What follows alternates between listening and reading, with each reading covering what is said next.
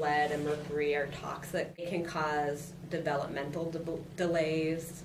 It can cause violence in adults later in life. It can cause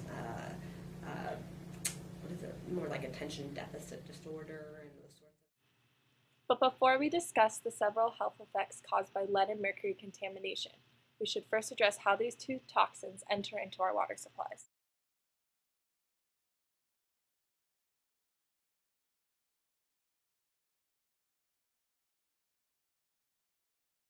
Lead in water as an underappreciated public health threat. The lead in water that we're concerned about is coming from one of three different sources, either lead or brass service lines that are used to connect to the houses, the lead solder, that's the metal glue used to connect two lead pipes together, or leaded brass fixtures, which are still legally installed in homes today. One potential source of lead was thought to be lead chromate. And this is a common pigment found in yellow road paint across the state of Ohio. It actually was mandated at least until 2010 by ODOT to have all paint had to have 5% or at least 5% lead chromate by weight. Paint on the outside of houses, when it is washed off and into the soil, happens to mix with fertilizer on your grass. It can kind of form a compound of lead and phosphorus. Sort of the analogy that we were told by the city was that a sugar packet would totally make this house contaminated. That amount of lead dust, I should say. Right. So if you think you're taking these dust wipes to see if there's lead in the house, a sugar packet is all it would take to make concentrations exceed those limits. So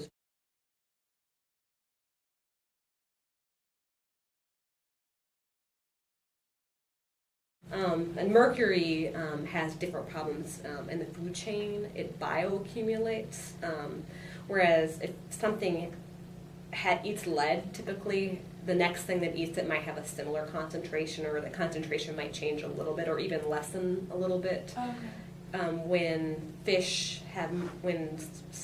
mercury is in the lowest level of the food chain, it typically increases in concentration with each greater size species that eats it. Tuna can be problematic because that fish has eaten a lot of fish that have eaten other fish. So you typically hear about tuna when you think about mercury problems. The way Hamilton's stormwater system is set up is there's no filtration. Anything that's on the streets can end up in the river. And so in the river, found something that looked extremely similar.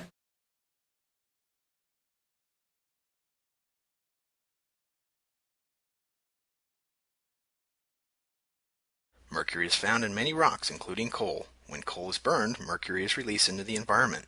Coal-burning power plants are the largest human-caused source of mercury emissions to the air in the United States. Mercury in the air eventually settles into water or onto land where it can be washed into water.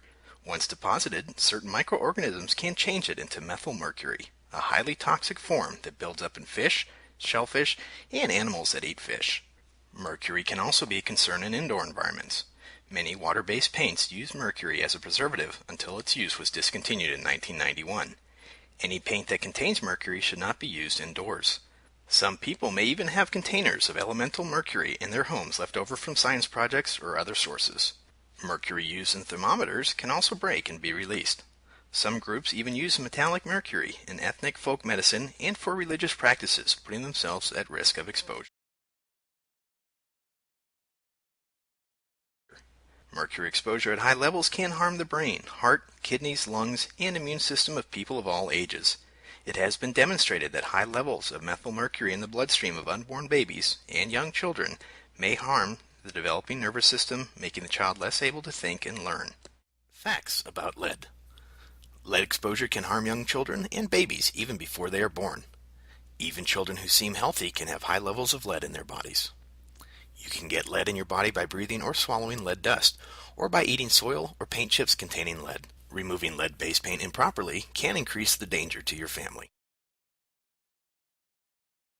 And we know why the African Americans accumulate so much more lead than the Caucasians. There's a gene in the intestine that particularly likes the divalent metal. You know, it'd be fine if you were in some place where it wasn't contaminated, but it doesn't work out. Lead paint and silicon fluorides in the water.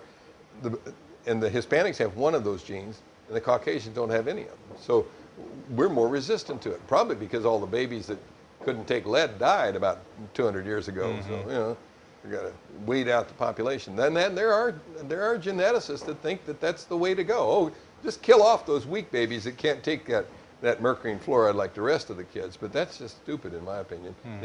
What you do is you clean up the environment so you don't have the mercury and fluoride killing off the kids.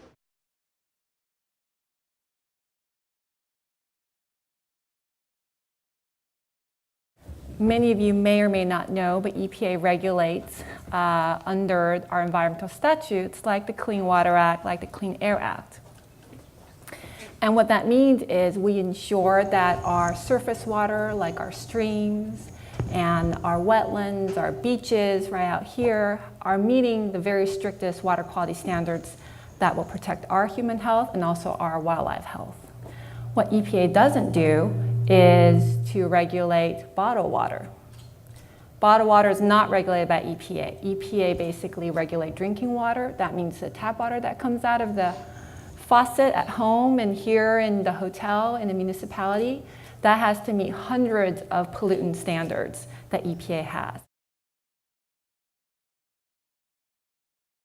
But bottled water actually is regulated by the Food and Drug Administration. And 70% of bottled water is not actually even regulated by the FDA, the Food and Drug Administration, because FDA only regulates water that crosses state lines. Mr. Chairman, the Noem Amendment would prevent EPA from updating air pollution standards for dangerous soot pollution. The Clean Air Act requires that EPA revise the limits on this type of harmful pollution when new science tells us it's necessary to protect human health. EPA hasn't changed the standard since 1987. The amendment would tell EPA, though, it would require EPA to ignore the science. If new science has emerged in the last 24 years that shows that soot pollution is more dangerous than we knew 24 years ago, EPA would have to ignore any new scientific findings. This amendment applies to one dangerous pollutant, coarse particles.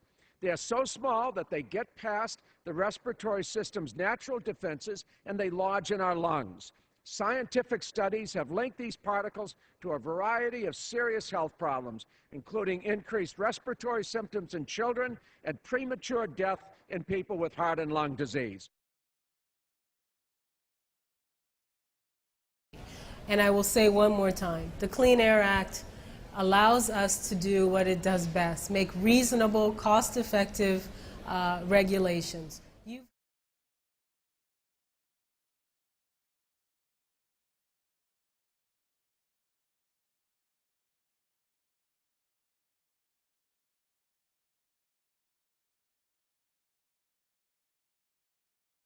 So you would say it's a lack of information?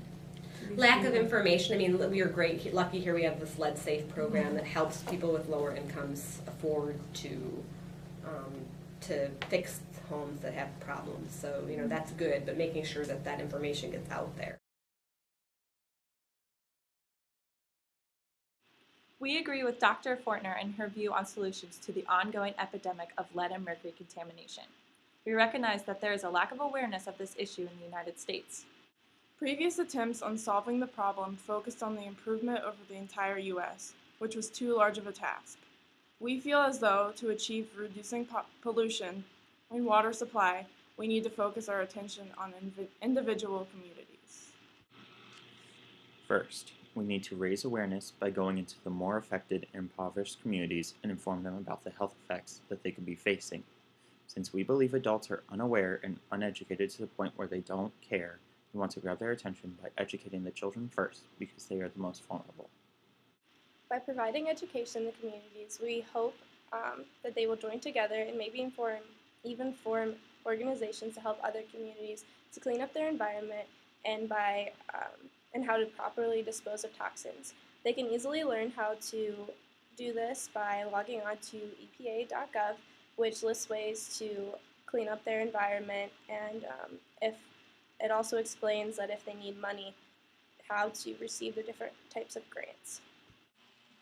Since the lack of education is the main issue, we hope that the awareness of lead and mercury will encourage the people to take action and avoid fish consumption and exposure.